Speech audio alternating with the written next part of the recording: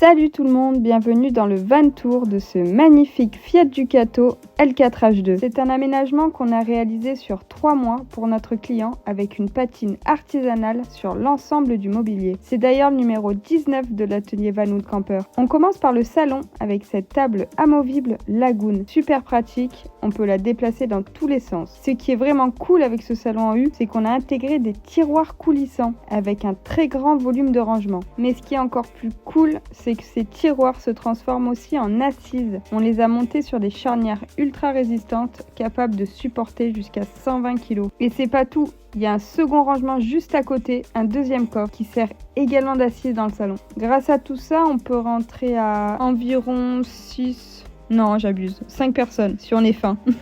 On ne voulait pas perdre ce précieux espace sous l'assise, alors nous avons créé un coffre sur vérin. Et juste ici, vous voyez, les mousses et les housses des assises ont été faites entièrement sur mesure dans un superbe velours côtelé. En fait, le client tenait absolument à avoir un très grand salon pour accueillir un maximum de monde et je pense qu'on a vraiment réussi à répondre à cette demande. On continue dans le coin salon avec ce petit meuble.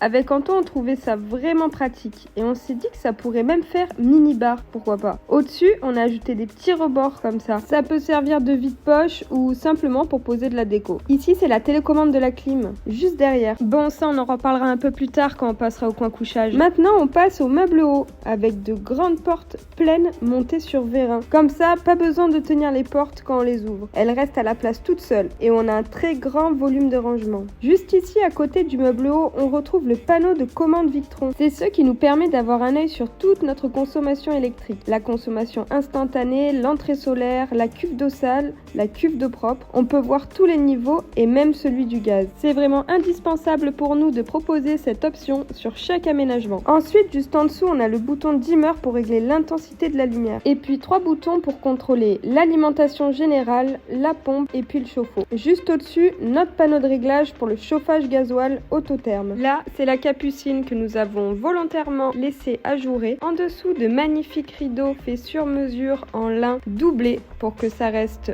occultant. Et voilà pour la première partie de ce van tour. On se retrouve dans la partie 2 pour parler de la cuisine.